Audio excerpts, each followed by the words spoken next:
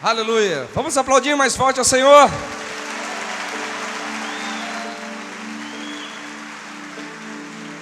Ele é digno, Ele é soberano, Ele é exaltado, Ele é santo. Nosso Deus é admirável. Não há outro Deus além dEle, não há outro Senhor além dEle. Nós te adoramos, Senhor, nós te bendizemos, Senhor. Queremos interagir com a Tua presença nesse lugar. Queremos entender a Tua mente neste lugar. Queremos entender, Deus, o que o Senhor quer compartilhar conosco hoje. Ensina-nos. O nosso coração é Teu, Senhor. Dá um abraço aí no seu irmão. Abençoe ele com o seu carinho, com o seu amor.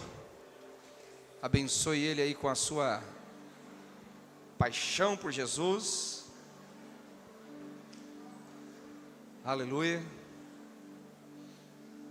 Queridos, eu falo as mesmas palavras que o Marcelo Toshi falou. É uma honra para mim, é uma honra estar com vocês, é uma honra servir este ministério, porque eu sei que esse ministério não está voltado só para si, é um ministério que abençoa o corpo de Cristo. Então é uma alegria para mim poder estar aqui e abençoá-lo. E de fato Deus selou os nossos corações, né? O Marcelo com o Marcelo, né? Nós somos o time MM, né? E para coisas grandes, Deus tem muitas expectativas nessa geração. Deus tem muitas expectativas no que está acontecendo aqui. Deus tem muitas expectativas no que Ele vai depositar dentro de você esses dias. Certamente Deus não te trouxe aqui só para uma conferência. Ele te trouxe porque Ele vê em você um bom depósito. Deus vê em você uma voz, uma luz, um bom aroma. Deus vê em você uma coluna que poderá sustentar algo que Deus vai fazer na terra. Então que você esses dias, seja por mim, seja pelo Judá Bertelli, seja pelo pastor Domingos, pelo Marcelo Toshi, independente o instrumento de Deus, se abra para o profético. Deixa eu te explicar uma coisa. Quando nós estamos numa conferência do Espírito, nós estamos propriamente no ministério profético. Propriamente no ministério profético. Não exatamente, ou somente, melhor dizendo, o ministério profético. E o ministério profético é um ministério de interação. É um ministério de interação. Nós precisamos captar a mente de Jesus, captar a mente do Espírito, captar a mente da Trindade, para ver por onde Ele quer nos conduzir. Pois eu entendo, queridos, que avivamento não acontece somente quando Deus fala. Logicamente, avivamento sem Deus falar não existe. Avivamento sem os céus se manifestarem não existe. Avivamento sem a visão da glória não existe. Mas se os céus falarem, se Deus falar, se o Espírito falar, se anjos descerem, se o Espírito se mover de forma extraordinária e ficar só nisso, nós nunca teremos avivamento.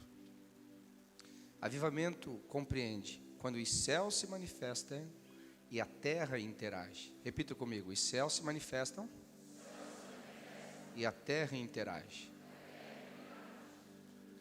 Se nós não entendermos essa equação do avivamento, dificilmente nós vamos trazer o avivamento para a terra. Porque na minha percepção, lógico que existe um tempo determinado para todas as coisas. Deus é onisciente, Ele sabe como se mover diante da eternidade.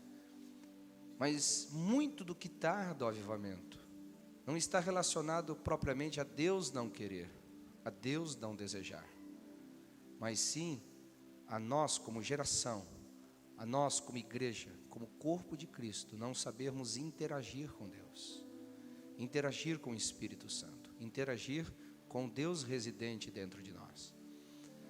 E por falta desse discernimento, desta maturidade espiritual, nós temos tardado muitas coisas do reino dos céus. E eu quero compartilhar uma palavra. Eu vou começar hoje, eu vou terminar amanhã. Na realidade, é um seminário que Deus me deu, já tem alguns anos.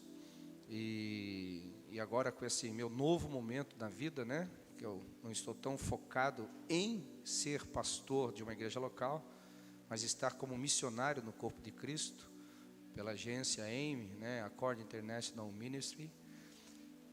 Eu vou ter tempo um pouco para escrever, então daqui a pouco você vai ter esse material para você ler e pesquisar, e você ver as formas como Deus tem agido na humanidade simplesmente para trazer experiência ao homem.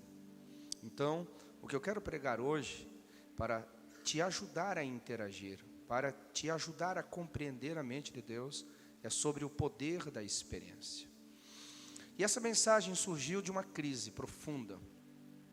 Eu sou pregador de avivamento, eu sou um avivalista. Minha essência, ela tem dois pilares muito fortes: o apostólico e o profético apostólico, que ora eles se desdobram no evangelista, num evangelista, mas propriamente o meu ministério baseia ali, no apostólico, fundamentação, no profético, trazendo direção, correção, visão dos céus.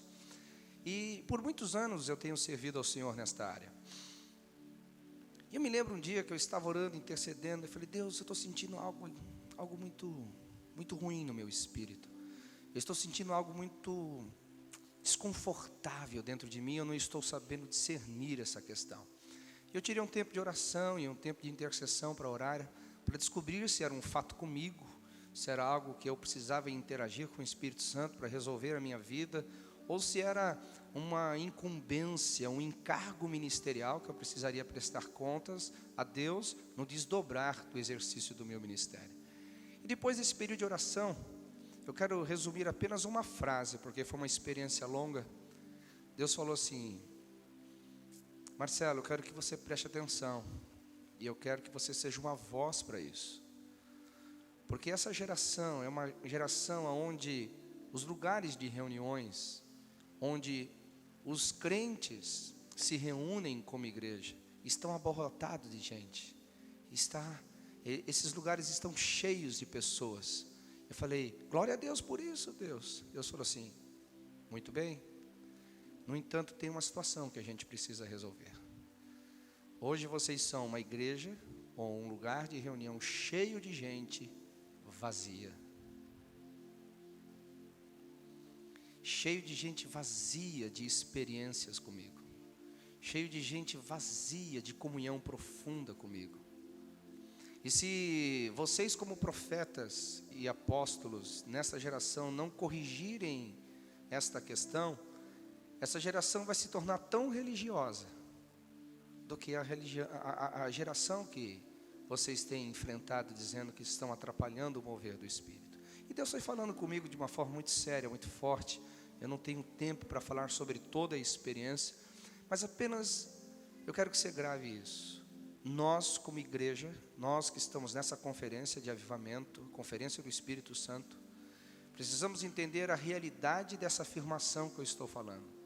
Nós vivemos dias de igrejas cheias de gente vazia, gente sem experiência com Deus. E isso é um problema sério, querido. Por quê? Porque as experiências, elas fazem parte da história de Deus. A experiência é o cerne do relacionamento entre Deus e o homem. E eu não sei porque alguns ensinam que nós não devemos dar tanto valor à experiência, porque a experiência pode se tornar perigosa, ela pode ser algo que traga distorção, ela traga algumas questões que vão incomodar o bom andamento, a vida da igreja. Eu, particularmente, de antemão já quero te dizer, discordo totalmente dessa afirmação. Por quê? Eu vou te explicar uma razão simples e objetiva. Vamos supor que você é daqueles crentes mais antigos, que tem uma Bíblia de capa preta, com páginas brancas e uma fitinha vermelha. Porque esse tipo de Bíblia está em extinção, Hoje é Bíblia em smartphone, em tablet, em computador, Mas vamos supor que você é um desses crentes que ainda faz uso da Bíblia impressa ali. Vamos acreditar que essas pessoas que afirmam que a experiência não é tão válida assim, e de uma certa forma vamos aqui criar um ambiente de desprezo à experiência. Vamos pegar então, por exemplo, Adão. A Bíblia fala que no sexto dia Deus criou o homem do pó da terra e soprou nas narinas deste homem o fôlego da vida.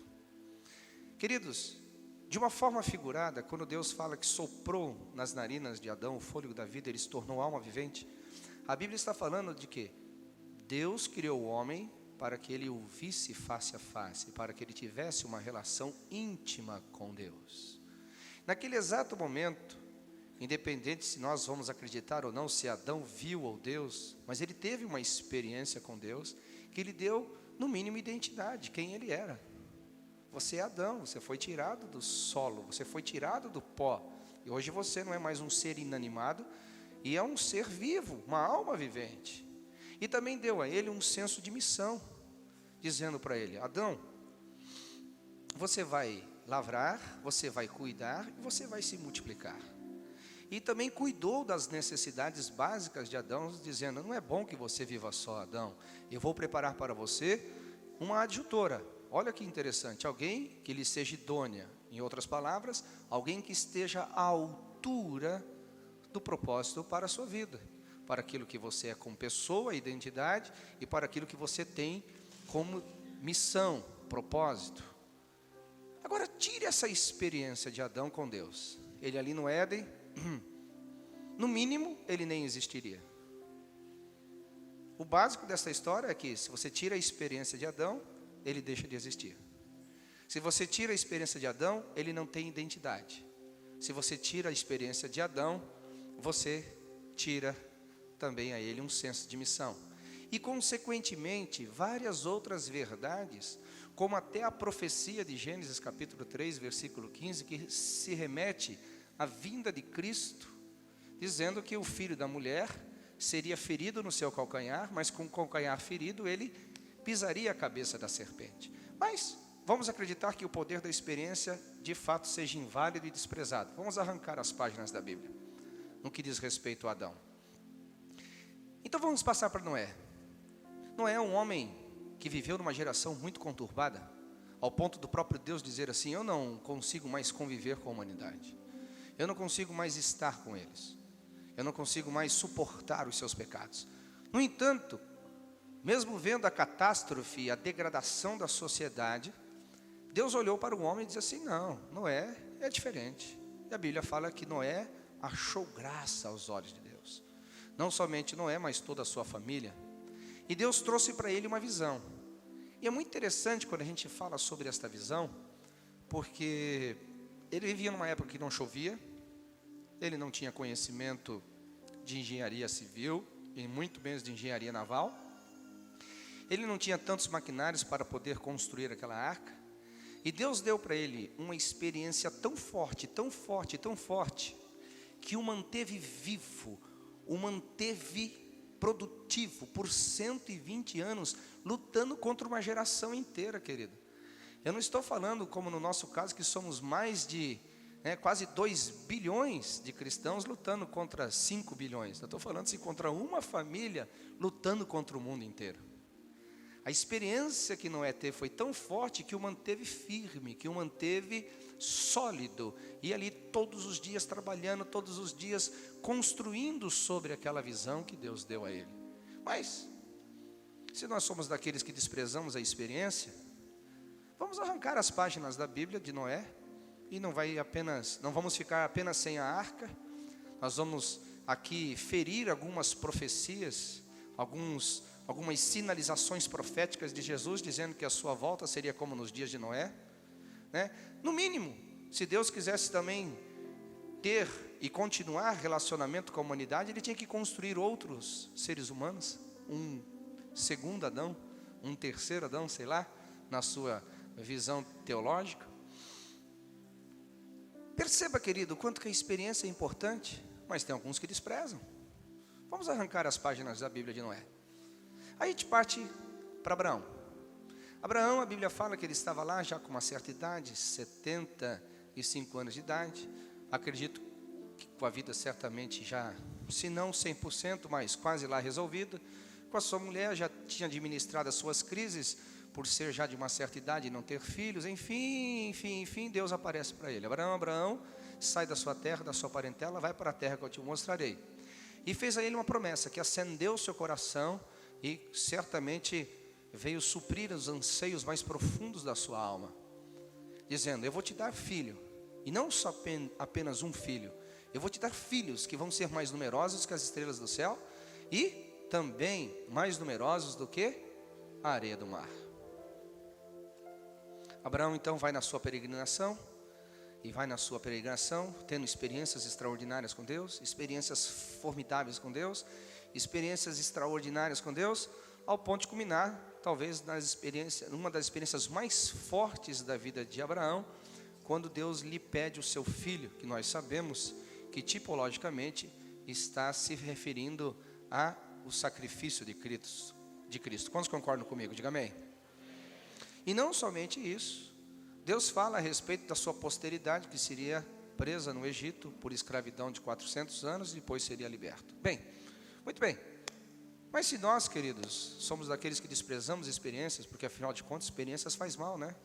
Experiências pode macular as doutrinas, experiências pode tirar entre aspas, a liturgia da igreja, a experiência pode de certa forma trazer uma bagunça para a igreja. Vamos arrancar as páginas da Bíblia de Abraão, nós no mínimo perderíamos o referencial de fé, pois Abraão foi considerado por Jesus o pai da nossa fé. Aquele que foi tão forte na sua fé que o próprio Senhor Jesus nos instruiu a andarmos nas mesmas pegadas que Abraão. Bem, vamos deixar Abraão agora para trás, arrancamos as páginas da Bíblia, vamos falar um pouquinho de Moisés. A geração de Abraão se torna escrava no Egito. Depois de 430 anos, Deus com mão forte envia Moisés para libertar o povo no Egito. E como que começou esse chamado de Moisés? Começou por uma experiência. Ele estava um homem frustrado, decepcionado consigo mesmo, arrasado, pois tinha tentado fazer algumas coisas segundo a sua própria força, a sua própria inteligência. Ele estava tentando realizar algumas coisas segundo o seu padrão de eficiência, e ele se frustrou totalmente. Depois de 40 anos de frustração, acende a sarça com uma fogueira enorme, e ele vê que aquela sarça não se consumir, e se aproxima, e de lá ele ouve a voz de Yahvé: Moisés, eu quero te enviar ao Egito. E a gente já conhece toda a história, Deus curando, sarando e libertando Moisés de si mesmo, e agora o enviando não na sua própria força e justiça, mas no poder de Deus. Ele desce ao Egito e opera ali os 10 sinais prodigiosos, enfrentando os maiores deuses do Egito, porque cada praga enfrentava um deus do Egito, cada praga ia derrotando um deus do Egito, e culminou na 10ª praga, que o maior deus do Egito era o faraó, o mais venerado era o faraó. Então o próprio faraó não teve poder de proteger o seu próprio filho, por isso que faraó desistiu e abriu mão de libertar o povo, e o povo então sai, para adorar ao Senhor por caminho de 3 dias, sobem ao monte, recebem a lei, e de uma nação escrava, de um povo escravo, se torna uma nação dirigida pelos preceitos celestiais escritos na tábua da lei. Bem, queridos, mas fazer o quê, né? Nós somos daqueles que desprezamos experiências, né? Experiência, ela causa confusão.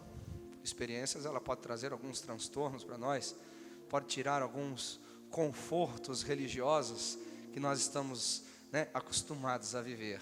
Vamos arrancar da página da Bíblia, porque afinal de contas, experiência não vale para nada, né, querido? Por que se não vale para nada, por que se a gente deixa na Bíblia? Só ocupando mais espaço num livro tão pesado que a gente carrega? Vamos arrancar então as páginas da Bíblia que diz respeito a Moisés. Você sabe que não vai afetar apenas a história de Moisés, como também a própria história de Jesus, pois Moisés disse: Deus levantará um profeta como a mim mesmo, a ele ouvi. Mas, considerando que a gente despreza experiências, a gente vai para Josué. Josué é um homem valente, guerreiro, treinado tanto no campo da escravidão como na peregrinação do deserto, agora totalmente preparado, pois foi discipulado por Moisés, alma forte, vida preparada para a guerra, entra naquela terra, que era a terra prometida, já desde Abraão, e começa a conquistar, E aí a gente conhece, atravessa o Jordão e entra para Jericó, e depois destrói Ai, e assim por diante, ele começa a conquistar toda a terra da promessa. Mas, queridos, como é que começou a história de Josué? A história de Josué começou em ter experiências paralelas, primeiro com seu discipulador, Moisés, e depois com experiências pessoais, ouvindo a voz do próprio Deus, que dizia para ele: o meu servo Moisés é morto, mas agora eu quero que você assuma o lugar dele e conduza esse povo para desfrutarem da minha promessa, que eles vivenciem aquilo que eu já falei, desde Abraão e também por Isaac, Jacó e Moisés. Bem, mas experiências, né, querido? Não são tão válidas assim, né? Cada experiência de vitória, cada experiência de direção, cada experiência de batalha, de guerra, vamos arrancar da Bíblia, vamos arrancar, afinal de contas, né? Afinal de contas, esse negócio de sol parar e de lua parar, né? Essas são besteiras, essas coisas não valem nada. Presta atenção nisso aí não. E vamos andar um pouquinho mais rápido aqui. Entra a era dos juízes, né? O que os juízes eram? Homens experientes, que viveram prisão, depois tiveram revelação, pela revelação tiveram a instrução de Deus, a habilidade de Deus, e libertar o povo, e a gente tem todo aquele ciclo, né, dos pesos ali no livro de Juízes, né? Um período de paz, um período de pecado, um período de prisão, e depois, né, um período de paz. Pecado, prisão, perdão, paz. E todos os juízes caminharam nesse tipo de experiência. Mas a gente é daqueles que desprezam experiências. Vamos arrancar, vamos jogar fora. Vamos jogar fora. Não vale nada. E os profetas, então, o que falar dos profetas? O que falar de Elias? Um homem sujeito às mesmas paixões do que nós. E ele orou, e os céus retevem a sua chuva. Ele orou, e novamente a chuva desceu. Aquele homem que orou, e o fogo desceu, e destruiu os profetas de Baal, porque animou o povo para perseguir aquela seita instalada pelo governo de Acabe e a sua mulher Jezabel. Queridos, o que foi aquilo senão experiência? O que foi aquilo senão uma experiência pessoal com Deus? Mas nós somos daquele que desprezamos experiências. A gente, além de jogar toda a história, o legado de Elias no lixo, a gente também tem que tirar alguns outros textos da Bíblia que falam sobre Elias, né? A referência que ele tem para o Novo Testamento, o Elias que apareceu para Jesus, o Elias que se tornou o personagem doutrinário da carta de Tiago, dizendo que nós devemos ter a mesma fé, a mesma convicção e enfrentar as nossas limitações, crendo que Deus está acima delas, pois Elias foi um homem segundo as mesmas paixões que nós, e orou e Deus respondeu. Enfim, deixa para lá, não vamos ficar nos incomodando, porque a gente despreza muito o poder da experiência, né? E aí todos os profetas, nesse exato momento, se nós somos daqueles que desprezamos a experiência, nós acabamos de ficar sem o Velho Testamento. Foi tudo por lixo agora. Vamos partir para o Novo. Jesus, ele já vem de uma experiência maternal, né? Não quero entrar no conceito de Maria, mãe de Jesus, né? Isso você já está muito bem fundamentado, o que é essa doutrina. Mas o que foi o nascimento de Jesus, se não já o início de uma experiência extraordinária, daquela que iria conceber e gestar o Filho de Deus.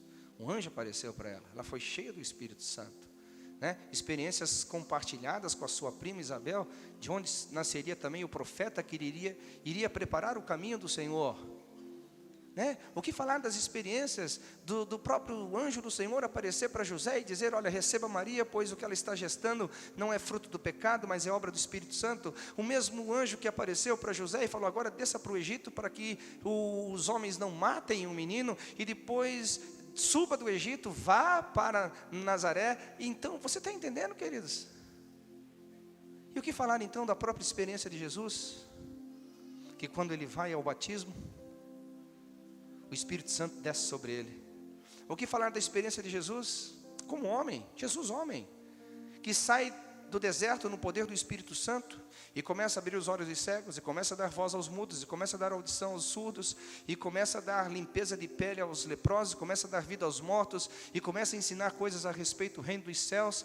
O que foi e o que é o Evangelho, ou os 4 Evangelhos? São relatos de experiências reais. O que está escrito ali foi verdadeiro. Os cegos enxergaram, os surdos ouviram, os mudos falaram, os paralíticos andaram, os leprosos foram purificados, os mortos ressuscitaram. É verdade, aquilo foi experiência. Quando indagaram aquele homem considerado pelos letrados iletrado, por aquele homem que foi visitado por Deus e curado da sua doença, ele disse assim: eu não sei vocês, mas uma coisa eu sei, eu era cego, eu nasci cego, mas hoje eu estou vendo. Vocês estão querendo que eu negue a experiência que eu tive? Eu não sei, eu estou ouvindo essa doutrina de vocês aí por quase 40 anos da minha vida, e isso não resolveu a minha vida. Eu continuei cego a vida inteira, eu continuei perdido a vida inteira, mas veio esse, se pecador ou não para vocês é um caso, para mim ele é o máximo. Aleluia. Alguém está comigo aqui? Aleluia.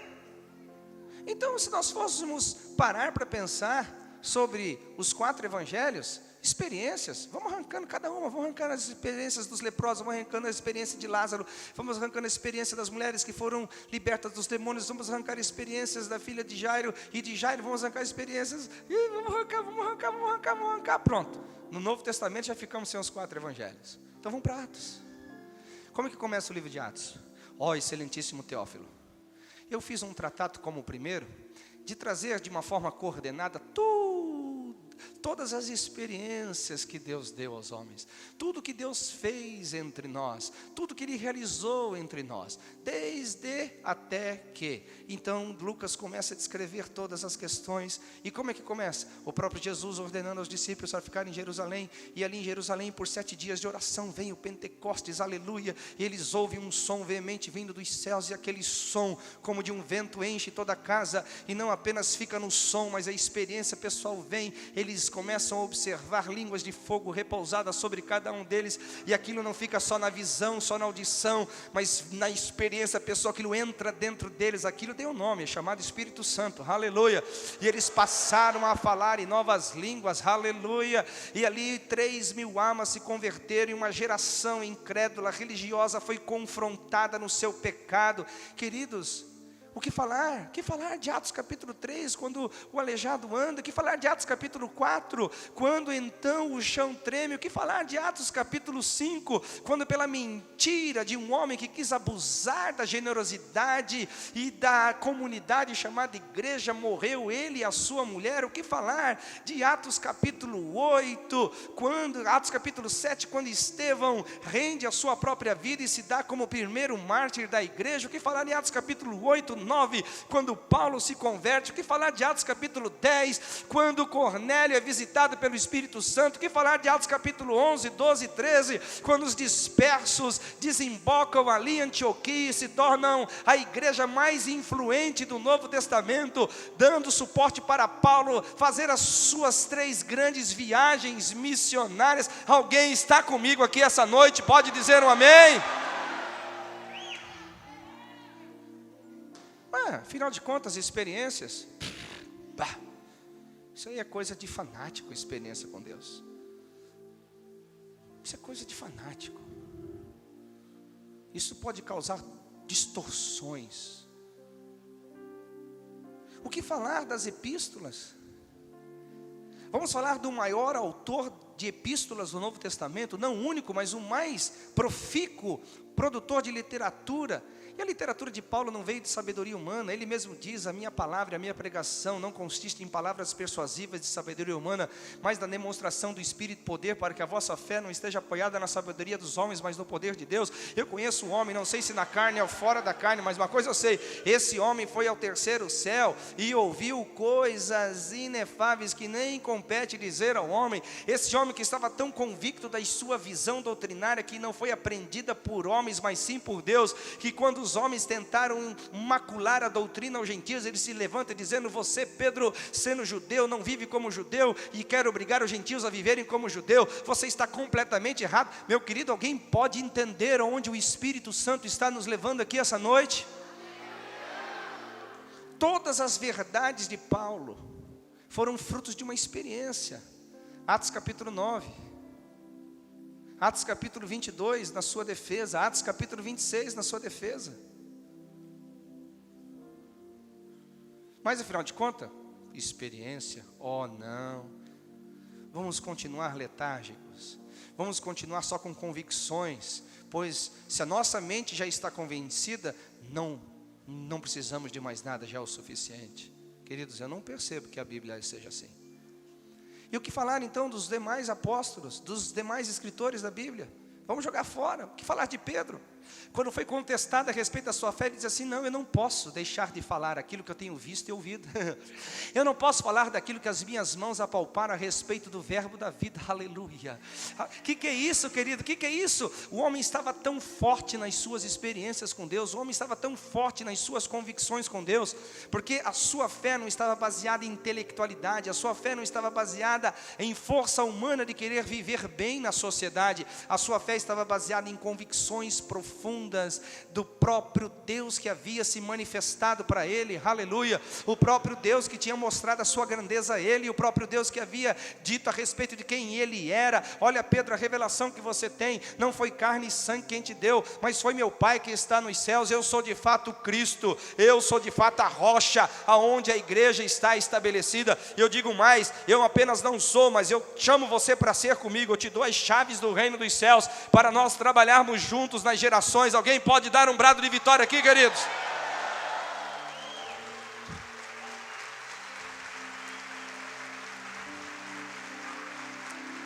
O que falar de Tiago? Tiago é um homem da doutrina prática. Inclusive Lutero teve uma dificuldade imensa de aceitar a carta de Tiago, porque ele conflitava com relação às obras, até que ele entendeu que as obras de Tiago não eram obras salvíficas, mas sim obras da fé. Não obras para trazer salvação, mas para expressar a salvação recebida. Só sobra um apóstolo, um camarada que deu graças a Deus, que foi lá para a solidão, ilha de Patmos. Está lá. Está lá. Talvez o último dos moicanos.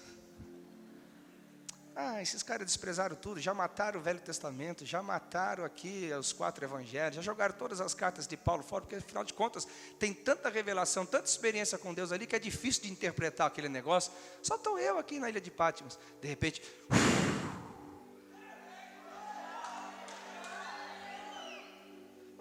Não, João. Não.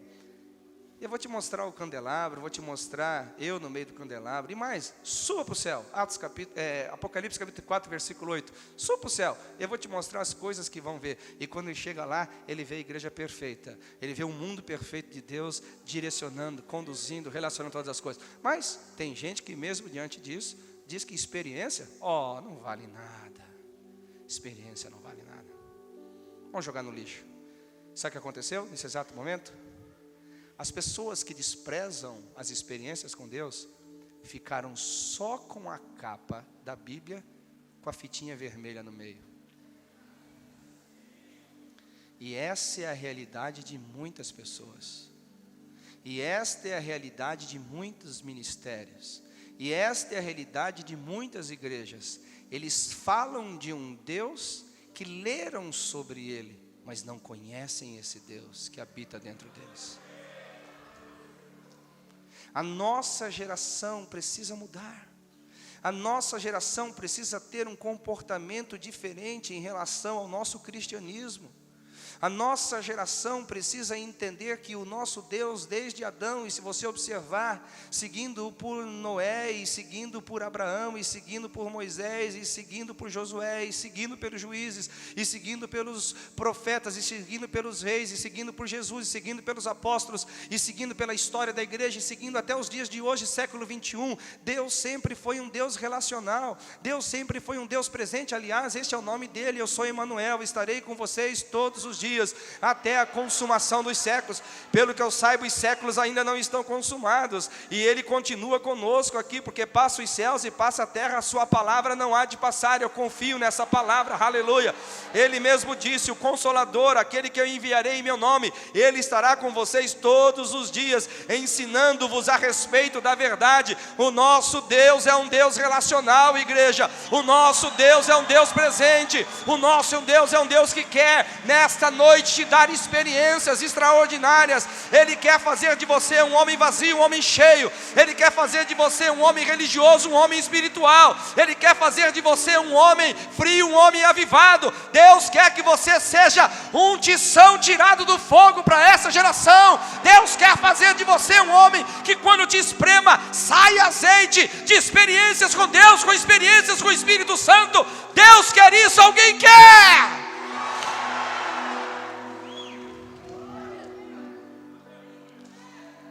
Meu irmão, já pagou a sua inscrição da conferência? Você teve uma caminhada bíblica de Gênesis e Apocalipse hoje.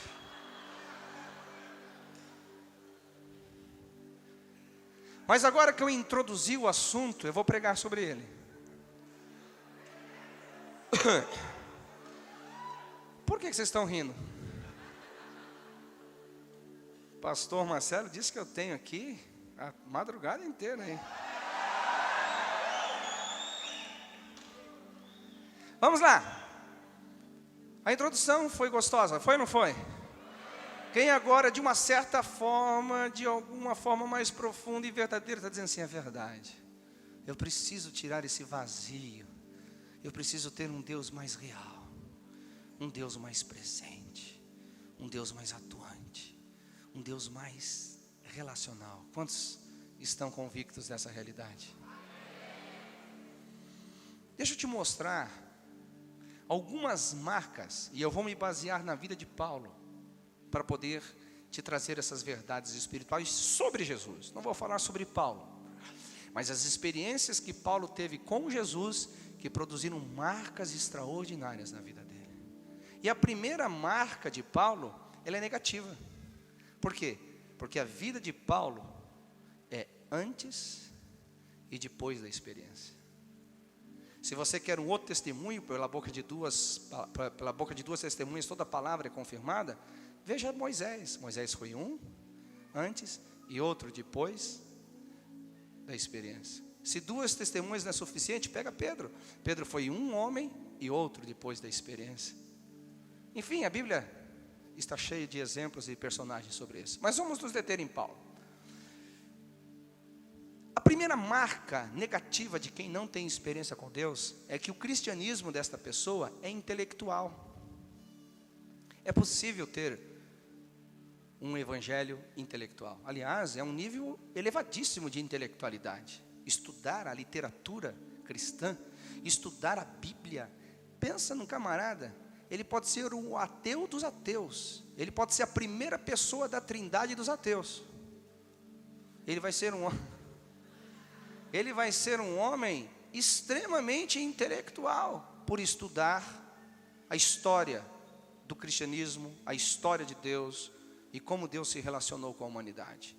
Mas como que eu chego a essa conclusão? Se você pegar 2 Coríntios capítulo 5, versículo 16, Paulo, esse Paulo que você conhece, esse Paulo que subiu ao terceiro céu, esse Paulo que teve revelações, esse Paulo que teve experiências extraordinárias com Deus, nem sempre foi assim. Em 2 Coríntios 5,16, você vai ouvir ele dizendo assim: antes eu conhecia Cristo segundo a carne, já não o conheço mais assim. Em outras palavras, assim, a ninguém mais conheço segundo a carne. Ainda que tenha conhecido segundo a carne, já não conheço mais assim. Então você tem três verdades ali na vida de Paulo. O seu relacionamento com pessoas, ele já não enxergava mais as pessoas só no olhar carnal, ele viu o potencial dentro delas. Por quê? Porque ele viu a diferença de conhecer um Cristo glorificado que antes ele conhecia apenas intelectualmente. Quem era o Jesus de Paulo antes da experiência? Era o Jesus filho de Maria, era o Jesus filho de José, era o Jesus de Nazaré, aquele que a tradição judaica dizia, não pode vir nada bom de Nazaré. Paulo tinha um conhecimento intelectual de quem era Jesus.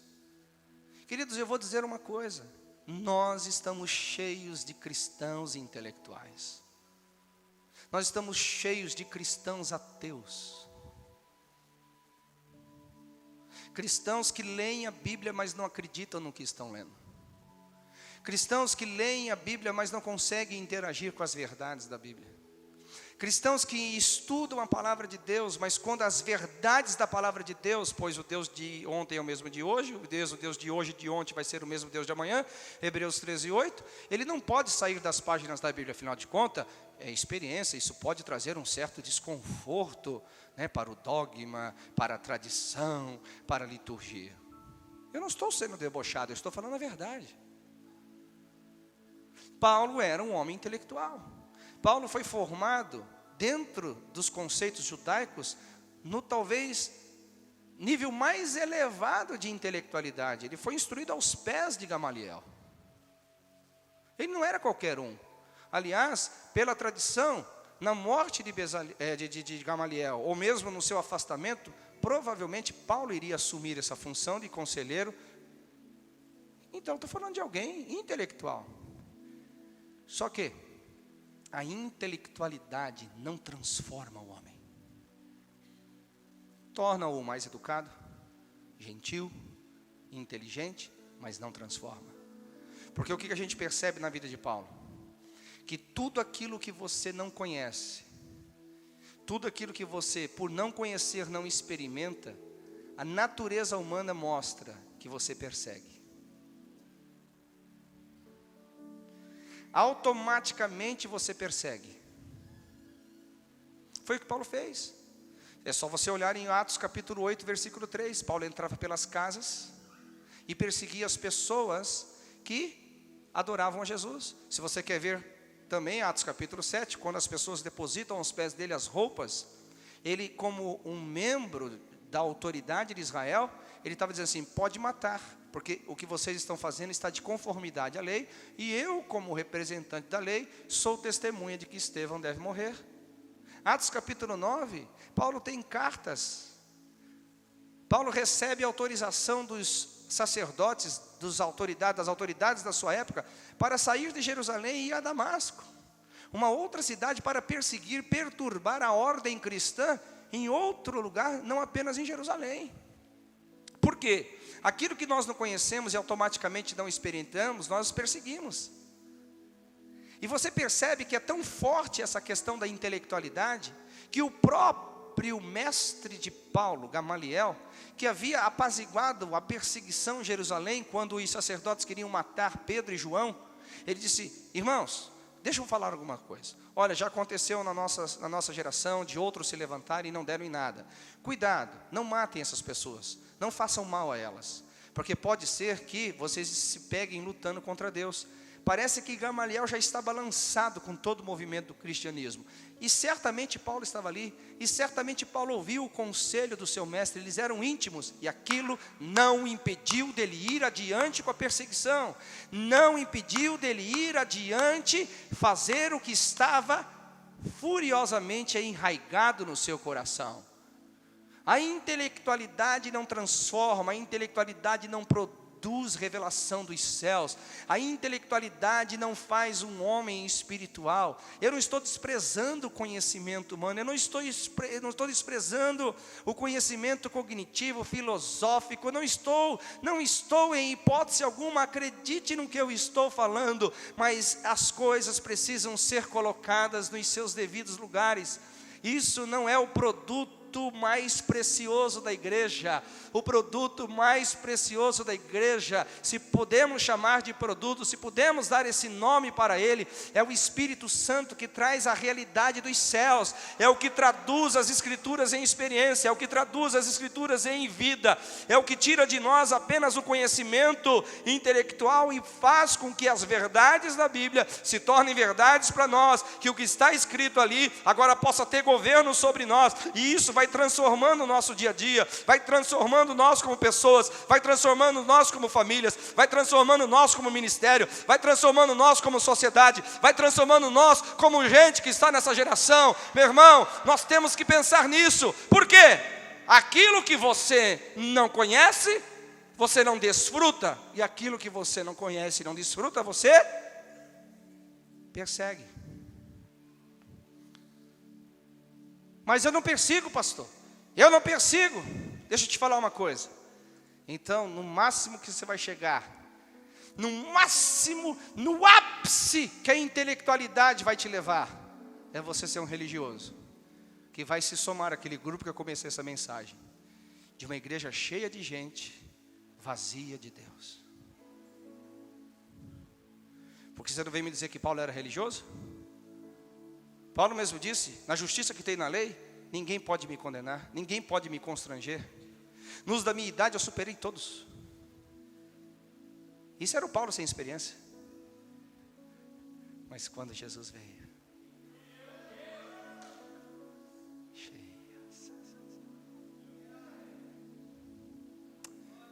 quando a experiência veio, tudo aquilo que eu considerava como lucro, eu tive como refúgio, como esterco, como adubo, para ganhar ainda mais a sublimidade de Cristo.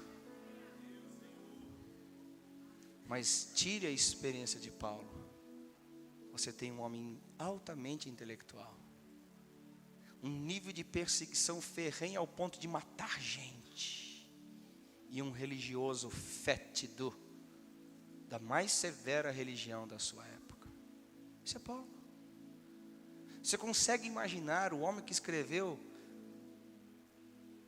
de forma tão profunda as verdades dos céus nas suas epístolas, o homem que foi um dos grandes apóstolos de fundamento da igreja, das doutrinas que nós podemos viver e ser como igreja gloriosa, ser este homem? Sim, ele era, antes da experiência. Nós temos que tomar muito cuidado, queridos. Nós vivemos numa geração que a Bíblia chama da geração de Laodiceia.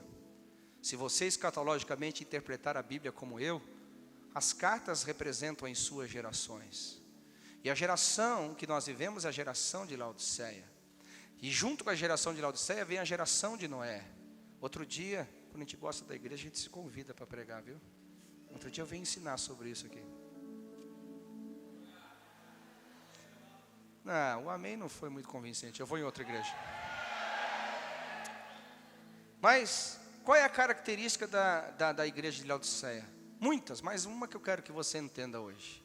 A igreja de Laodiceia é uma igreja incapaz de enxergar a si mesma. E esse talvez é um dos maiores trunfos de Satanás contra essa geração. Nós somos uma geração que não nos enxergamos. Nós dizemos que somos ricos enquanto somos pobres. Dizemos que estamos vestidos enquanto estamos nus. Dizemos que somos a geração da revelação, que conhecemos mais de Deus do que todas as demais gerações, quando de fato somos cegos. Se nós não passarmos pelo processo de moinha que Paulo passou, pela experiência que teve, nós continuaremos sendo a geração que pensa que tem, mas não tem, que é, mas não é, e que faz, mas não chega a lugar nenhum. Algo precisa acontecer na nossa geração. E eu não estou falando de um movimento denominacional. Eu não estou falando dos tradicionais, nem dos pentecostais, nem das igrejas históricas e neopentecostais. Não estou falando das igrejas litúrgicas e das comunidades. Eu estou falando para o corpo de Cristo. Nós precisamos rever o tipo de cristianismo que estamos vivendo, porque o tipo de cristianismo que vivemos gera o tipo de gente que temos dentro das nossas igrejas.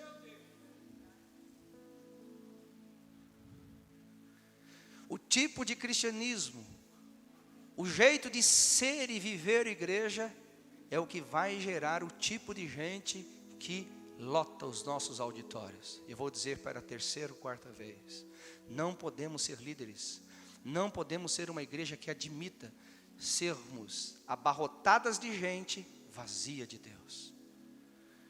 Eu penso que nós deveríamos ser uma igreja abarrotada de gente, que os prédios precisariam ser aumentados e aumentados e aumentados, porque não para de chegar gente, mas de gente que tem vida, de gente que tem experiência, de gente que quando fala de Deus, ele não é um ser distante, ausente, gente que quando fala de Deus não fala de uma religião, gente que fala de Deus não fala de um estilo de vida, gente que fala de Deus fala de revelação, de vida profunda no Espírito, fala de gente que sabe com quem está andando, sabe com quem está falando, sabe com quem está se relacionando. E nós precisamos, como geração e principalmente como líderes, nos rever. Agora,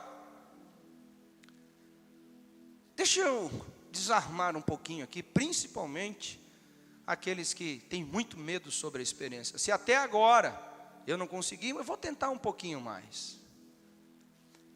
Eu quero que você deixe a sua Bíblia aberta no livro de Atos, capítulo 22.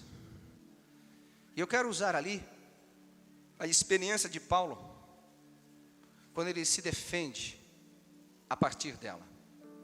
Você vai perceber, deixa aberto, eu não vou poder ler, quero ganhar tempo com você aqui, porque o meu foco principal não é falar da experiência, mas é proporcionar o ambiente para que você tenha experiências com Deus.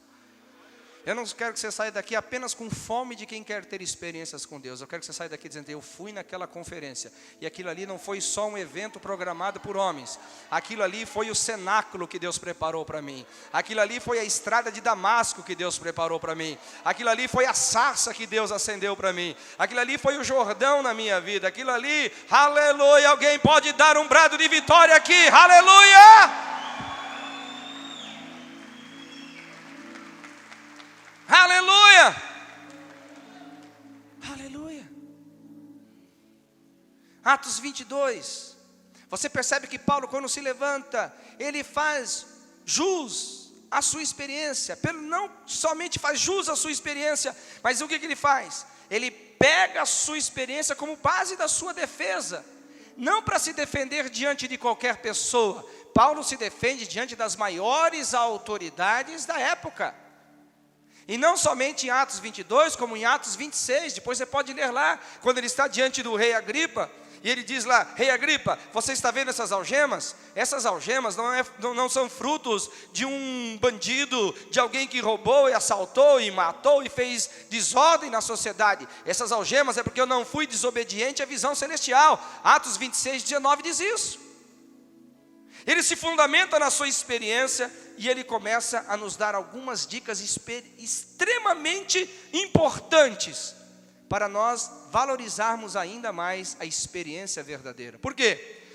Toda experiência verdadeira produzida pelo Espírito Santo ao homem, ela é cristocêntrica.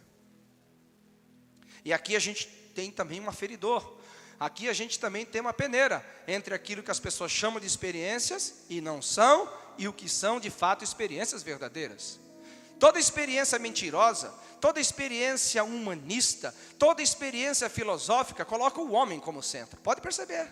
Se torna então o que eu chamo do evangelho antropocêntrico. Tudo que vivemos é em função do homem, tudo que fazemos é em função do homem, tudo que fazemos é em função da humanidade, tudo que fazemos é em função da sociedade. Lógico, estamos aqui para ser sal na sociedade, estamos aqui para ser luz na sociedade, estamos aqui para ser o bom perfume de Cristo. No entanto, nosso compromisso não é com a sociedade em primeira instância, e sim com Deus. Não adianta a gente estar na sociedade em nosso nome, vivendo o nosso intelectualismo, vivendo o nosso humanismo. Não! Aliás, eu quero denunciar aqui, se nós fôssemos bater de frente com alguns tipos de comportamento que temos na igreja cristã hoje, sei lá, mais de 50%, 60% do estilo de vida da igreja cristã é humanista, não é espiritual. É baseado na força, na inteligência, na capacidade, na gerência do homem. Algo precisa mudar.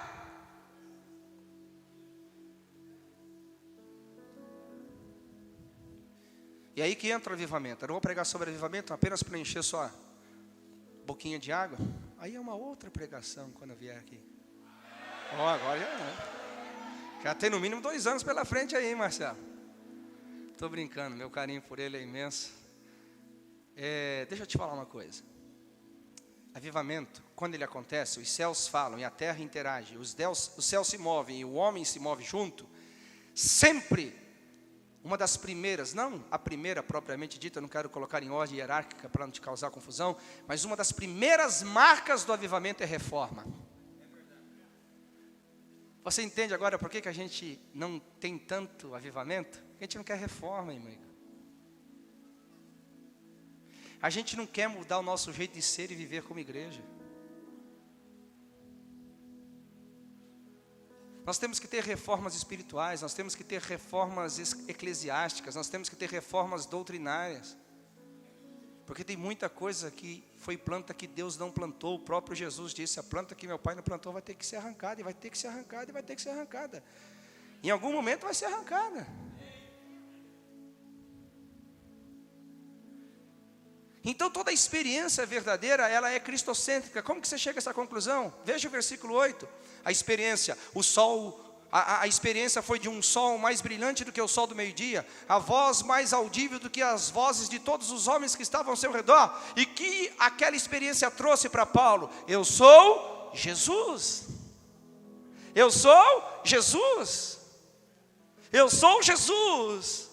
Eu não sou uma religião, eu não sou uma denominação, eu não sou uma placa, eu não sou um CNPJ, eu sou Jesus, aquele que esteve morto, mas está vivo para sempre. Eu sou Jesus, aquele que tem um nome sobre todo nome. Eu sou Jesus, aquele que está sentado acima de principados e potestades. Eu sou Jesus, o alfa, o ômega, o princípio e o fim. Eu sou Jesus, o lírio dos vales. Eu sou Jesus, o pão da vida. Eu sou Jesus, Paulo. Eu sou Jesus, aquele que você sempre desejou Ele, aquele que sempre você buscou, mas a religião não pode te revelar, a religião não pode te traduzir Ele, a religião te cegou, a religião te matou, mas eu sou Jesus.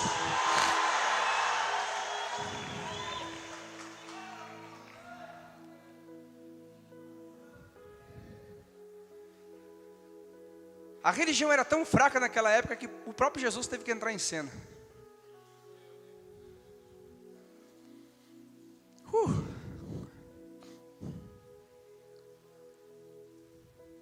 E eu te provo.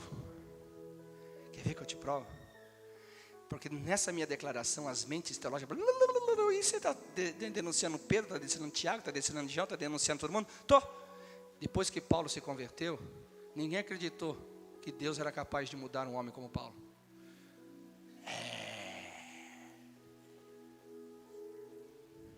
Paulo queria se juntar com os irmãos e ninguém queria deixar ele entrar.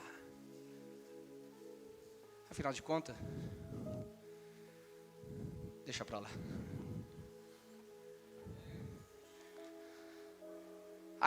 A experiência genuína com Deus, com o Espírito Santo, vai sempre te levar a ser apaixonado por Jesus.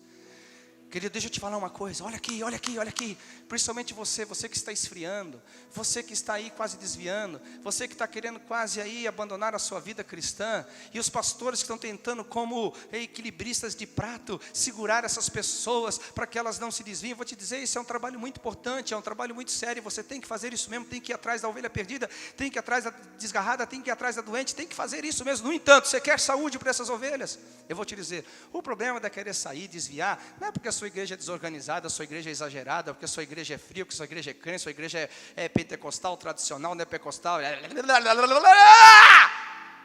Não é por isso. Você sabe por que ela ia embora? Porque ela não conhece Jesus.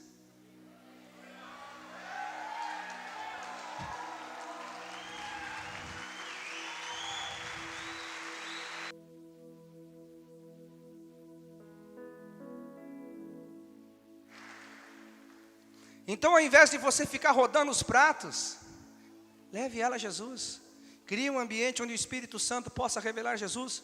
Crie um ambiente onde o Espírito Santo possa revelar, porque afinal de contas, você não tem esse poder, eu não tenho esse poder, a religião não tem o poder, a denominação não tem esse poder, porque o único que recebeu de Jesus para revelar de Jesus foi aquele a quem Jesus deu para ele a missão de revelar de Jesus. E essa pessoa tem um nome, sabe qual é o nome dele? Espírito Santo, porque ele receberá de mim e vai comunicar a você. Você quer conhecer Jesus?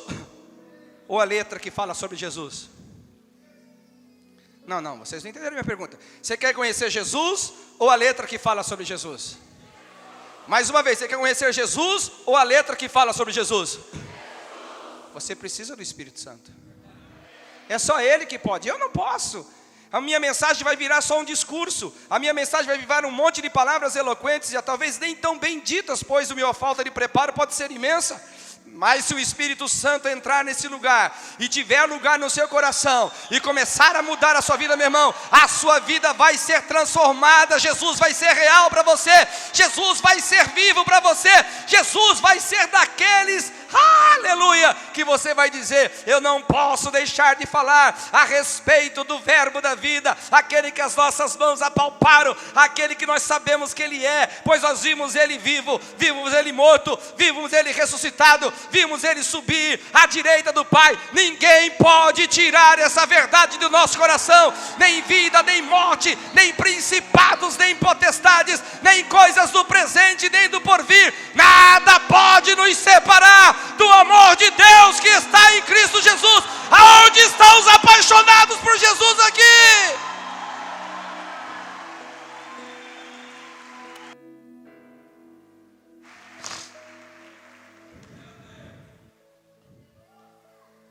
Toda experiência, ela é cristocêntrica. Agora o camarada vem dizendo assim: olha, você nunca vai prosperar se eu não orar por você. Larga esse cara de mão, rapaz. Se você não me dá dinheiro, você não vai prosperar. Larga esse cara, isso aí é um besta da vida. Você não precisa de homens, você precisa de Jesus. Ah, você está destruindo a hierarquia da igreja. Não, os homens são importantes, mas não primordiais. Você consegue viver um cristianismo sem homens, mas você não consegue viver um cristianismo sem Jesus. Toda experiência, ela é cristocêntrica.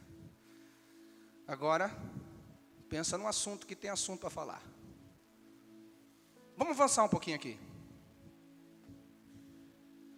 Toda experiência cristocêntrica, aqui a porca, ela torce o rabo. Por quê? Ela produz arrependimento. Escuta aqui. Não existe experiência sem confronto. Sabe por quê? Razão única: Deus não tem netos, Deus tem filhos. Ainda que você tenha nascido numa barriga de que os seus pais já são descendência de Deus desde Adão, você vem ao mundo com uma natureza caída. E essa natureza caída precisa ser confrontada com a natureza de Cristo. De onde você tira isso, pastor? Simples. Olha o que o texto diz lá: eu sou Jesus. Olha o confronto: a quem você, Paulo, persegue? Paulo, o seu estilo de vida está na contramão do meu. O seu propósito de vida está na contramão do meu. A sua forma de viver está na contramão do plano. Você está me perseguindo, Paulo. Não existe experiência sem cristocentridade. Eu inventei um neologismo aqui. Sem a centralidade de Cristo. Não existe centralidade de Cristo sem arrependimento. E aí que eu acho que alguns questionam as experiências. Mas não é a experiência que você tem que questionar. Você tem que questionar a pessoa. Por exemplo, uma pessoa que está dentro de uma igreja há 20 anos.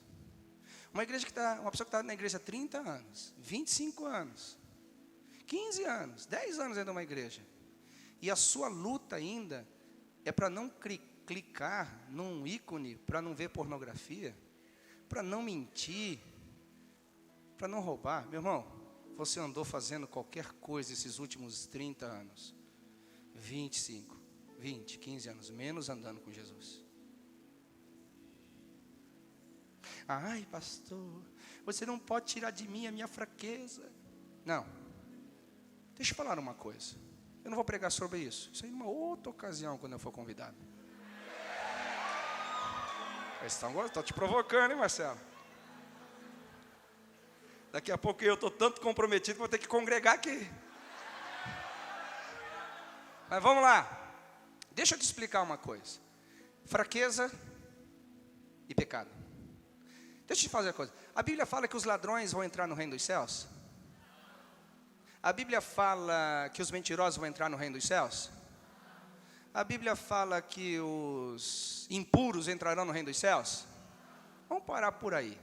Porque tem uma lista grande em Coríntios, tem outra lista grande em Apocalipse, que descreve muito bem que os cães, os feiticeiros, e etc., os obreiros fraudulentos, etc., não entrarão no reino dos céus. Concorda comigo ou não? Muito bem. Então, como que Deus pode punir com a morte eterna algo que eu não posso me ver livre disso? Isso é injustiça. Como que um mentiroso pode chamar a mentira de fraqueza? Como que um adúltero pode chamar isso de fraqueza? Como que o impuro pode chamar isso de fraqueza? Você está fazendo o seu Deus injusto. Você está revelando que você não conhece Deus. Você está falando de um Deus que não conhece o seu coração, e não conhece a sua mente, e não conhece a sua forma de pensar. Seria a maior injustiça do mundo um Deus nos condenar por algo que nós não temos capacidade de sermos livres. E eu vou dar só um texto para você. Seria por causa de Cristo ministro do pecado? Não. Cristo não é ministro do pecado. Nenhuma condenação há para aqueles que estão em Cristo Jesus, porque a lei, repita comigo, lei do Espírito de vida. Mais forte, lei do Espírito de vida. Bata no seu coração aí, você que nasceu de novo. Bata no seu coração, você que é cheio do Espírito Santo. Bata no seu coração, você que é templo de Deus. Você que pertence ao Senhor, diga assim: a lei do Espírito de vida me libertou, me libertou, me libertou, me libertou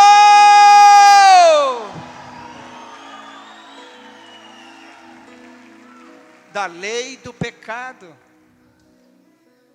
Então a pessoa que está 30 anos pecando dentro da igreja, uma pessoa que está 25 anos pecando dentro da igreja, uma pessoa que está 15 anos pecando naqueles pecados que vai levá-la para o inferno, ela chama isso de fraqueza. O problema dela não é fraqueza, é de natureza. Ela é religiosa, ela não nasceu de novo. Entre ser religioso e nascer de novo, irmãos, vou dar só um texto para você, Nicodemos. Conversa de alto nível de religiosidade. Conversa de alto nível de admiração a respeito de Jesus. E o que você percebe sendo desembocada numa palavra. Nicodemos, nossa conversa é boa, nosso relacionamento é legal, mas não vai chegar a lugar nenhum se você não nascer de novo. E nós temos que tomar muito cuidado, e eu quero que você ouça com atenção, que isso vai ser uma bomba atômica. Ouça com atenção. Ter muito cuidado para o nosso sistema de ser e viver como igreja não levantarmos apenas crentes, religiosos não nascidos de novo, mas líderes.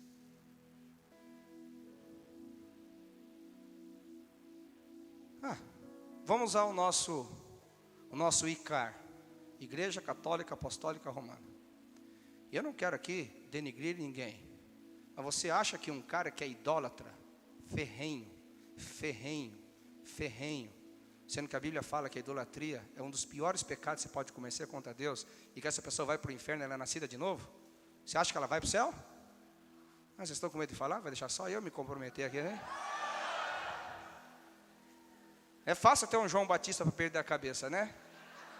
Depois você fica lá cheio de religiosidade enterrando o cara sem cabeça. Tem que se comprometer também, querido. Você acha que um cara idólatra vai para o céu? Então olha o sistema religioso, criando sacerdotes. Em nome de Jesus. Agora o problema é que reconhecer isso lá fora é fácil. E aqui dentro?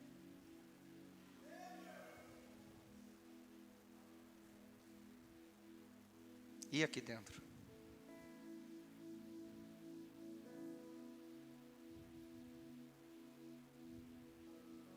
O próprio João falou, aqueles que foram, que estavam em nosso meio, foram porque não eram dos nossos.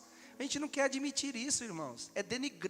Denigre a nossa imagem, mas é bíblico.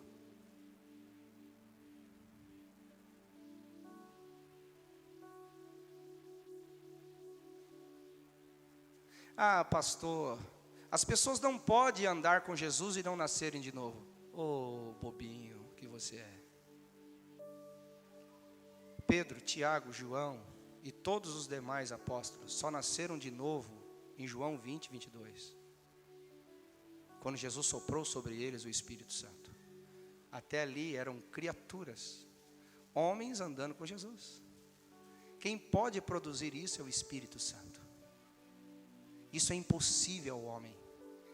É impossível à religião. É impossível ao sistema. E somente o Espírito Santo que revela Jesus, dá experiência real a respeito de Jesus. E esse Jesus então, como o Senhor dos Senhores, o alfa e o ômega, o princípio e o fim, o Criador de todas as coisas, tem o verdadeiro direito de nos confrontar na nossa forma errada de ser e viver, pois Ele é o modelo, Ele é o padrão. O padrão não é o sistema humano, o padrão não sou eu nem você, o padrão é Jesus. Por isso que quando Paulo, após ter nascido de novo, dizia: sejam os meus imitadores, não porque eu sou bom, não porque eu sou o cara, não porque eu tenho uma performance absoluta, não porque isso ou aquilo outro. Sabe por que vocês têm que ser meus imitadores? Porque eu aprendi a ser imitador de Cristo. O que vocês estão vendo é a tradução de uma vida plena em Deus, é a encarnação da verdade vivida no dia a dia. Então vocês podem seguir nos meus passos.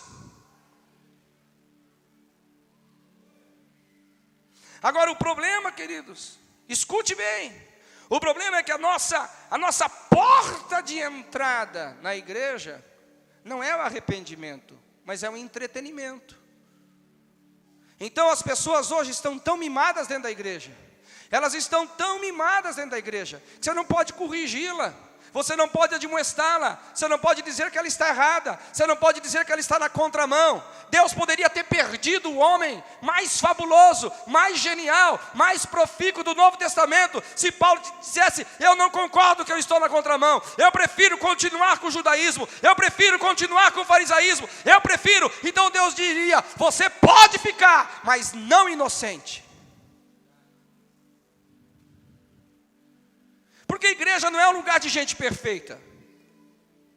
Igreja não é um lugar onde todo mundo aqui é santinho, com auréola, uns tem 2, outros tem 4, outros tem 6 asas. Não. O problema não é nós queremos construir uma igreja perfeita. O problema é nós deixarmos pessoas que estão vivendo no adultério, na mentira, no roubo, no engano, confortáveis em nosso meio. Você é bem-vindo, meu querido, você que está praticando essas coisas. Aliás, você é a nossa expectativa, você é o nosso objetivo, nós queremos você. Mas saiba de uma coisa: todas as vezes que você vier numa igreja apostólica, numa igreja profética, numa igreja de avivamento, você não vai ficar confortável no seu pecado. Sabe por quê? Porque aqui a gente anuncia Jesus, Jesus, Jesus, Jesus, Jesus e Jesus.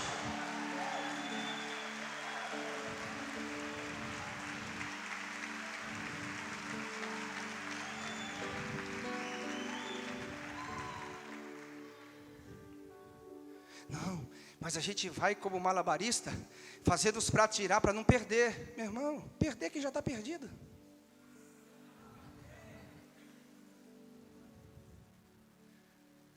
São perdidos dentro da igreja, crentes ateus dentro da igreja. Eu estou cheio do Espírito Santo para falar com você hoje. Eu estou cheio do Espírito Santo para te trazer de volta. Eu estou cheio do Espírito Santo para alinhar o seu ministério. Eu estou cheio do Espírito Santo para despertar verdades dentro de você. Você precisa urgentemente do Espírito, urgentemente do Espírito, para Ele trazer a realidade de Cristo à igreja.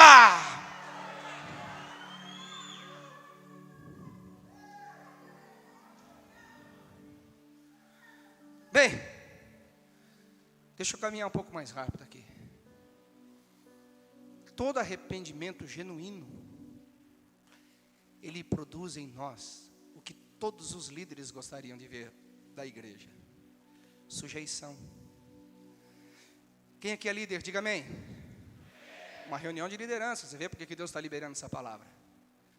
Quantos líderes aqui gostariam de discipular, cuidar de gente sujeita? Diga amém. Rendida a Jesus. Aleluia, esse é o nosso desejo.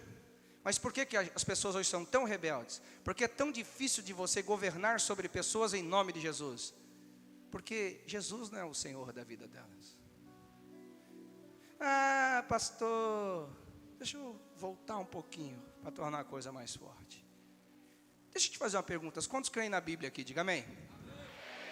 Sem te ofender, você não diferiu em nada dos demônios nesse quesito. Porque a Bíblia fala que os demônios creem. Aliás, alguns demônios são melhores do que alguns de nós, porque eles estremecem. Tem uns de nós que a gente lê a Bíblia assim,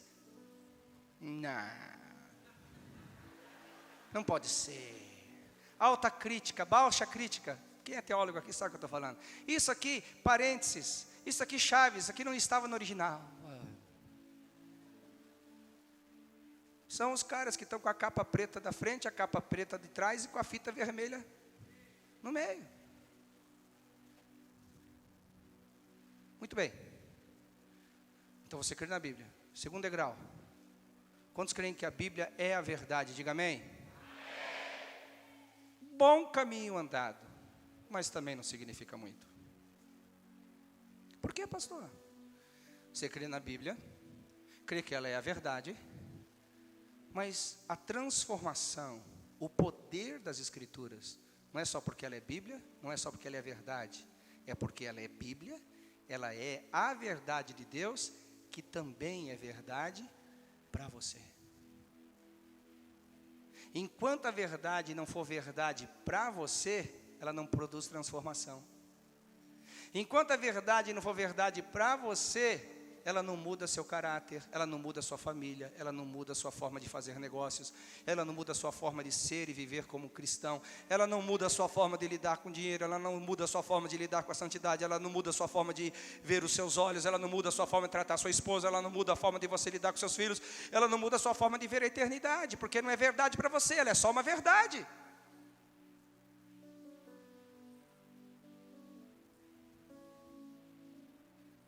Por que Paulo se tornou sujeito a Jesus? Porque a verdade de que ele era Jesus e o confronto de que ele estava na contramão de Deus, pecando contra Deus, se tornou verdade para ele. Sabe o que ele disse? O que tu queres, Senhor?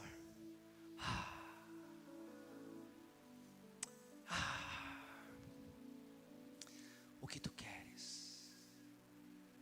Paulo estava dizendo assim: Senhor, você sempre foi a da minha vida, mas a religião nunca pôde fazer isso. Você sempre foi o sonho dos meus sonhos, mas ninguém pôde me revelar você. Mas agora você veio a mim, e eu reconheço que eu estou na contramão. Tanto é que você nunca mais vê Paulo perseguindo a igreja. Você nunca mais vê Paulo perseguindo os irmãos. Você nunca mais vê Paulo, senão dizendo: ai de mim se não pregar o evangelho. Combati o bom combate, encerrei a carreira, guardei a fé. Você vê Paulo numa plena sujeição. Uma coisa só me interessa, que eu cumpra cabalmente o ministério que eu recebi do Senhor. E é tão forte essa declaração: não tenho a minha vida preciosa a mim mesmo. Escute, não sou eu mais quem vivo, mas Cristo vive em mim. De onde é que vem essas declarações? Só pode ser de alguém que conheceu, alguém que foi confrontado. Agora, como que você vai exigir sujeição de alguém? Como que você vai exigir que alguém ande na sã doutrina? Como que você vai exigir que alguém saiba se comportar na igreja do Deus vivo e poderoso, coluna e baluarte da verdade? Como que você vai exigir que alguém se renda a quem não conhece? É impossível. É como você pedir que a bananeira produza mexerica, ou como a laranjeira produza goiaba, ou como a goiabeira produza jaca. Você não pode exigir que alguém viva o cristianismo se ele não nasceu de novo. Você não pode exigir que alguém se sujeite a Jesus, sendo que Jesus é só um livro escrito num livro de capa preta e de páginas brancas e fitinhas vermelhas. O problema da sujeição não é só a rebeldia, e de fato é a rebeldia, mas a rebeldia associada à falta de experiência. As pessoas se rebelam geralmente contra o que não conhecem. Eu vou me sujeitar a quem não conheço? Nunca! Nunca!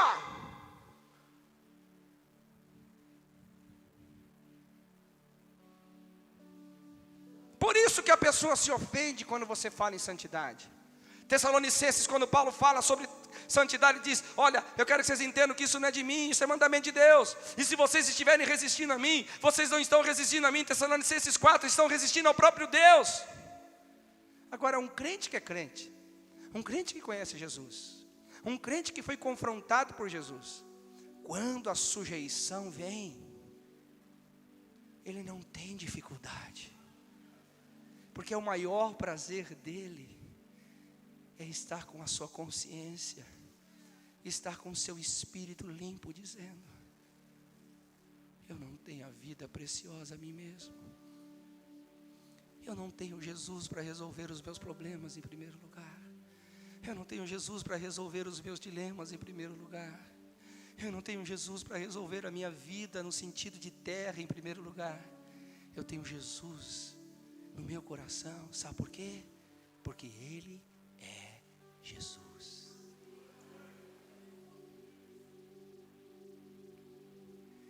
E aqui eu vou diretamente à vida no Espírito, a profundidade em Deus. Por que nós somos uma igreja cheia de gente vazia, uma igreja superficial? Sabe por quê? Escute o que eu vou te dizer. Isso é uma outra questão bombástica. Você não vai ser profundo só porque você ora. Oração é importante. Você não vai ser profundo só porque você jejua. O jejum é importante. Você não vai ser profundo só por causa de algumas práticas. Tudo é importante, não ponha isso como desprezo. Eu não estou falando isso. Porque, escute bem, existiu um homem que subiu ao monte para orar, e ele orou de si para si mesmo. Existiu uma geração inteira que jejuava, e Deus disse: seu jejum não me leva a nada, a lugar nenhum. Vocês não desatam, vocês não fazem nada. Vocês conhecem lá Isaías, está escrito sobre isso. Sabe por quê? Grave essa frase. Você nunca irá mais longe, nunca irá mais alto, nunca irá mais profundo, nunca será tão extenso em Deus do que onde o seu arrependimento já chegou.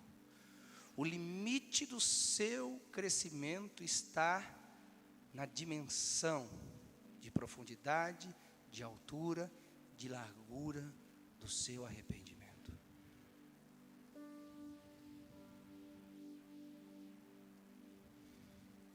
Vou dar só um texto, um só.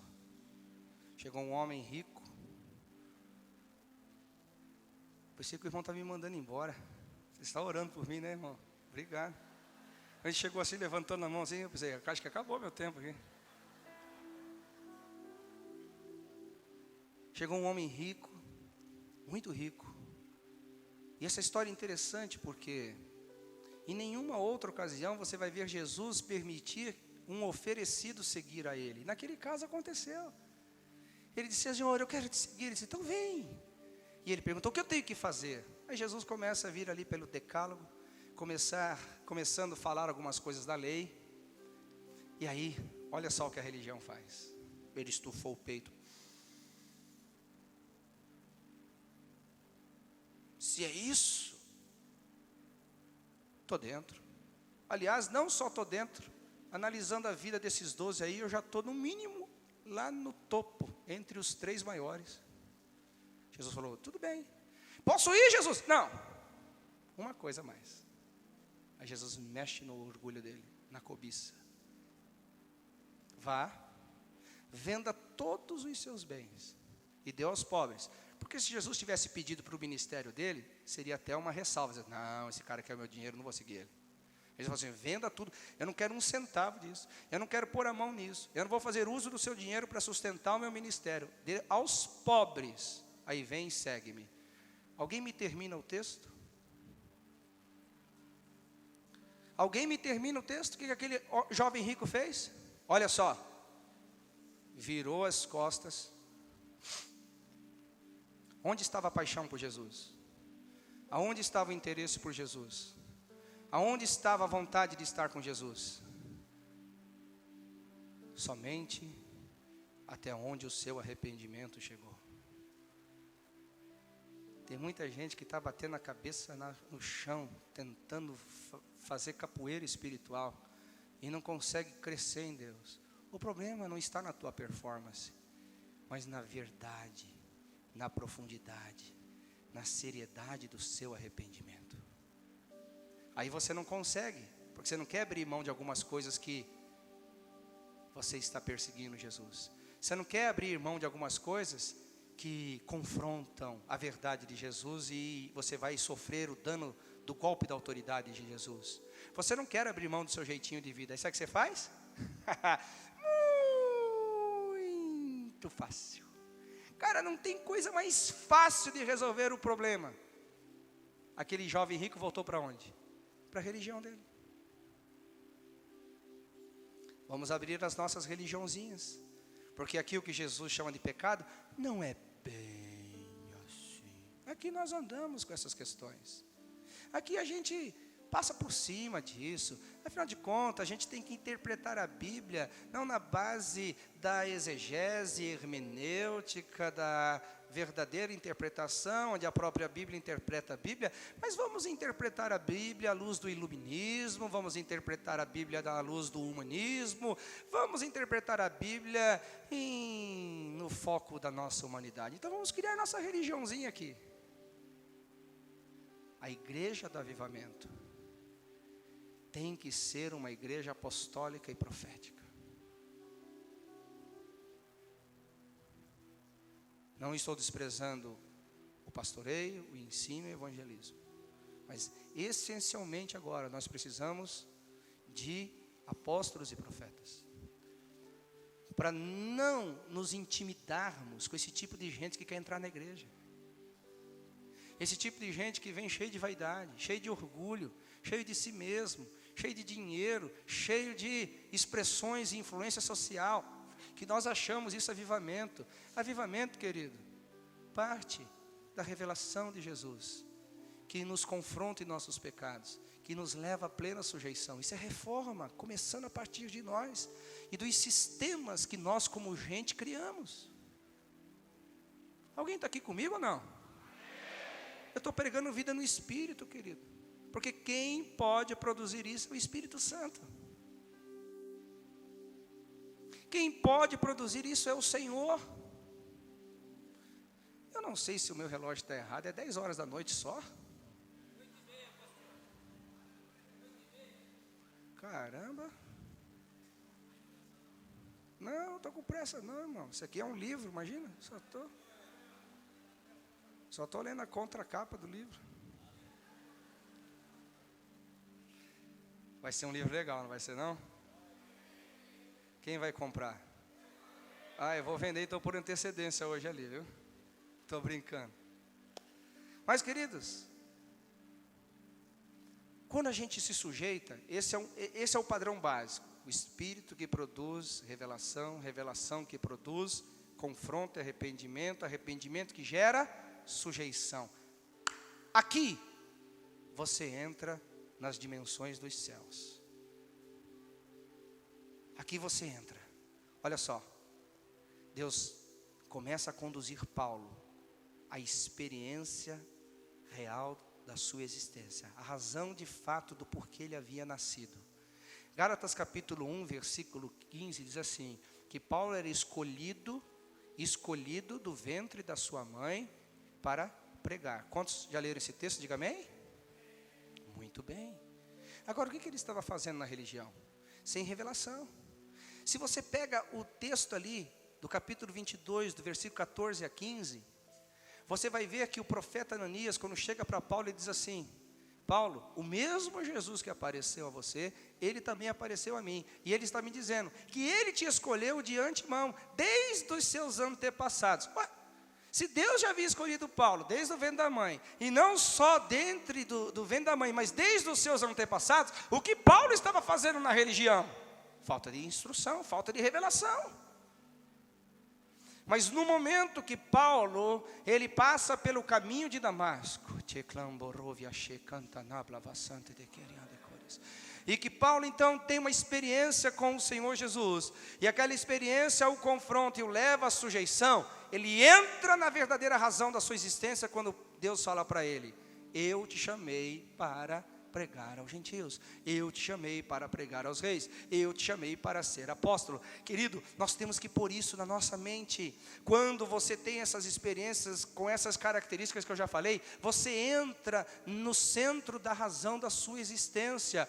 Você não vai mais passar a vida como quem está vivendo a vida, mas agora você vai viver a vida como quem está construindo a verdadeira história para a qual você nasceu, a qual você veio ao mundo, para a qual você está aqui nessa geração, nessa cidade, nesse país, aonde Deus está te levando. Então Deus tira Paulo da religião e põe ele numa realidade celestial. Deus tira Paulo da cegueira e abre os olhos do seu entendimento. Deus tira Paulo de uma vida infrutífera para a eternidade e o coloca para a eternidade. Por quê? Porque agora ele tem revelação de Jesus, agora ele está rendido a Jesus, agora ele de fato vai viver para aquilo que ele veio ao mundo para viver. E se Deus não tivesse feito isso, a religião teria matado um dos homens mais importantes para a história da igreja. Será que isso não está acontecendo com você, meu querido? Será que não? A religião não produz revelação, ela produz informação. A religião não tem a habilidade de entrar lá no Salmo 139, quando você era uma substância ainda informe, e os seus ossos ainda não haviam sido entretecidos, e o Senhor já havia escrito todos os dias da sua vida no livro da vida. Não que agora obrigatoriamente Ele quer que você viva isso como quem nasceu como um robô, um automato, não. Agora a religião tenta ler, mas o livro está selado. A religião tenta ler, mas ela não consegue saber o que está escrito lá. Mas nós que temos o Espírito Santo, conseguimos entender a mente de Deus. Alguém está comigo aqui? Alguém que tem o Espírito Santo consegue ler a mente de Deus e sabe o que Deus escreveu ao nosso respeito, e o Espírito Santo então nos convence que é melhor viver por aquilo lá do que por isso aqui. É melhor viver pelo plano dele do que pelo meu plano. É melhor viver pelo plano dos céus do que pelo plano da terra. É melhor viver pela sua vontade do que pela vontade da religião. Então Paulo entra de uma forma forte. A autoridade foi-lhe concedida, revelação lhe foi concedida, por isso ele fez o que fez, realizou o que realizou, porque as suas bases não eram humanas, as suas bases não eram filosóficas, as suas bases não eram o padrão da religião. Ele pregava revelação, revelação, revelação, revelação.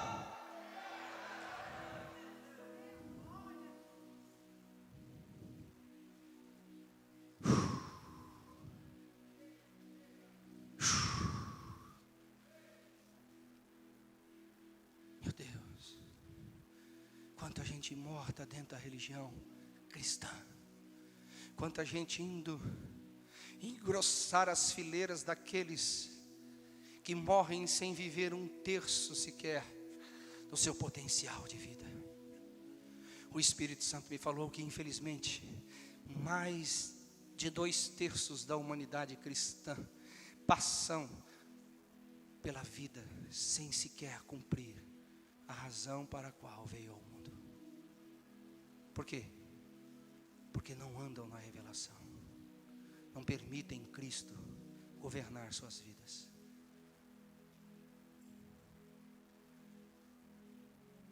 Não é fácil, queridos. Eu quero que você entenda, não é fácil viver pelo plano de Deus. O caminho de Deus é perfeito, a sua palavra é poder, espada e escudo para aqueles que nele confiam. Quantos concordam? Diga amém. Mas o caminho perfeito não é fácil. Não foi fácil para Maria. Deixa eu usá-la como exemplo aqui. Maria era uma mulher virgem, que quando visitada pelo Espírito do Senhor, através da boca do anjo, ela foi totalmente direcionada a uma forma de vida contrária ao padrão que ela tinha estabelecido para si. Uma virgem concebendo, queridos, no mínimo, ela estaria perdendo seu casamento.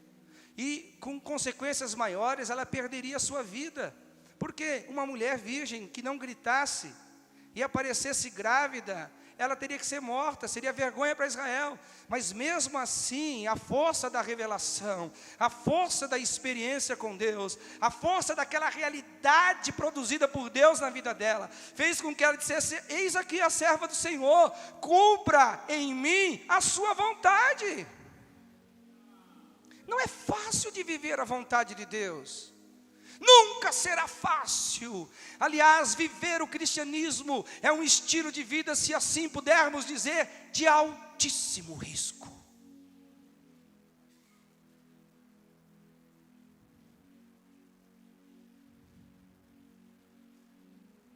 Agora me diga, como que alguém que não conhece Jesus, que não foi confrontado nos seus pecados, ao ponto de se sujeitar, vai se render a dizer não ao seu projeto de vida, e sim ao projeto de vida de Deus? Não vai.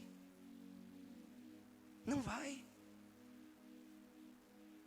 Não adianta quantas porretadas demos nas cabeças deles, quantos sermões duros preguemos para eles, quantas palavras doídas nós venhamos ensiná-los, e o homem não transforma o homem.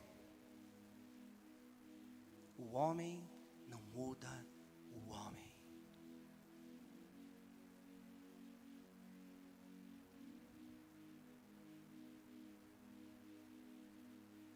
Eu quero terminar por aqui. Amanhã eu vou continuar essa mensagem. Quando você, querido, descobre a vontade de Deus e diz: ela é a razão da minha vida, ela é a razão do meu viver. Diz: Deus, eu vivi a vida inteira tentando capturá-la para mim. Agora que eu já a conheço, eu vou viver por ela, eu vou praticá-la, eu vou. Sabe o que acontece? Você encontra uma razão de viver. Diga para quem está ao seu lado: quando você descobre a vontade de Deus, você descobre uma razão de viver.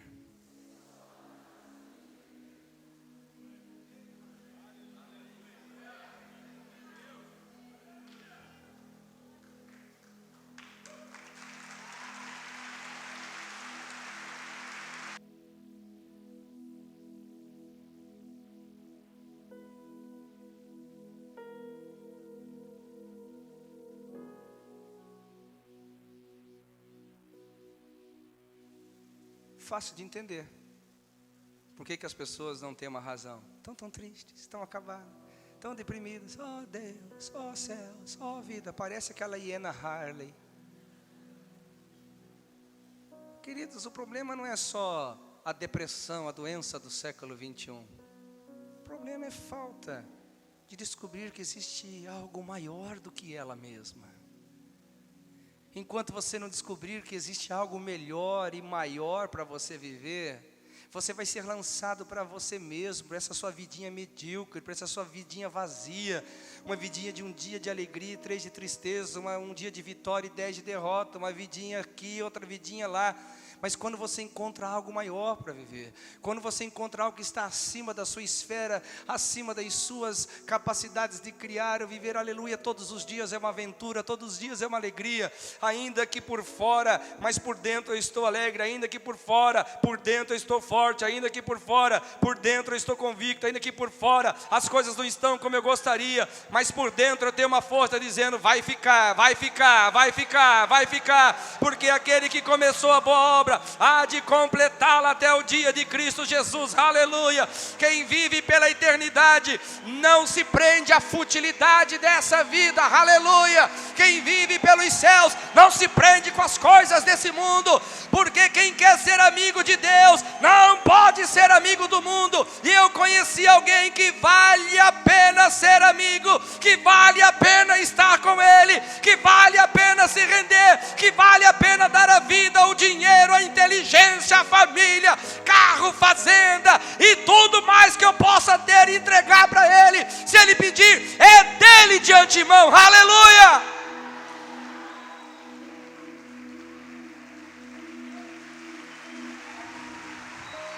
Razão para viver.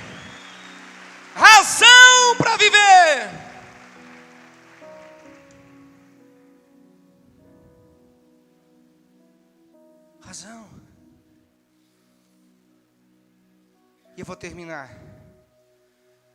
Atos 24, 20.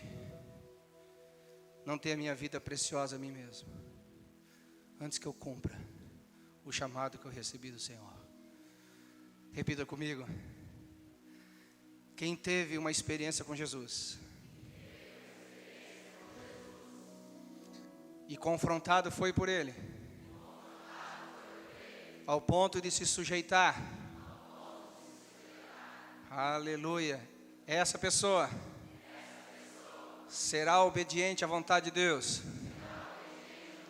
porque encontrou uma razão para viver. Encontrou uma razão para viver. Mais forte. Quem aqui pode dizer que isso é verdade para a sua vida? Diga amém. Calma. Calma, calma. Quem encontra uma razão para viver, também encontra uma razão para morrer.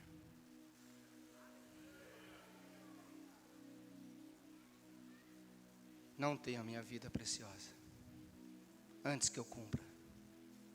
Sou como ovelha morta, mesmo assim indo para o matadouro todos os dias. Se aquilo que você crê, se aquilo que você acredita, se aquilo que você fala, que é a razão da sua vida, não tem força de te levar, se necessário, para a morte, comece a duvidar se de fato isso é a sua verdadeira razão de vida. Eu vou dar um exemplo muito simples. Quantos têm filhos aqui? Diga amém. Imagina o seu filho com uma doença incurável. Incurável. E somente você dando a sua própria vida para que o seu filho voltasse a viver. Quantos pensariam 2, 3 vezes aqui? Nenhum de nós. Você imediatamente se ofereceria dizendo: pode tomar a minha vida para que ele viva. Estou certo ou estou errado? Certo ou errado? Porque nós vemos nos nossos filhos uma razão para viver. Por isso encontramos também a mesma razão para morrer. Enquanto o cristianismo não for assim para você, você não pode dizer que encontrou uma razão para viver. Meu irmão, o homem não pode produzir isso. A filosofia, o cognitismo, a ciência, ninguém pode produzir isso. A única pessoa que pode conduzir ao extremo da rendição, da obediência, da doação, porque não tem nada maior para o homem do que a sua própria vida.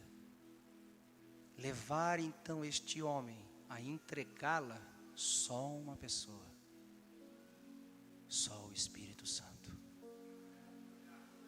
E se você tirar ele do seu ministério, e se você tirar ele da sua vida, da sua família, você não vai ter bom êxito na sua busca racional por aquilo que é belo, ainda que apresentado pelo cristianismo.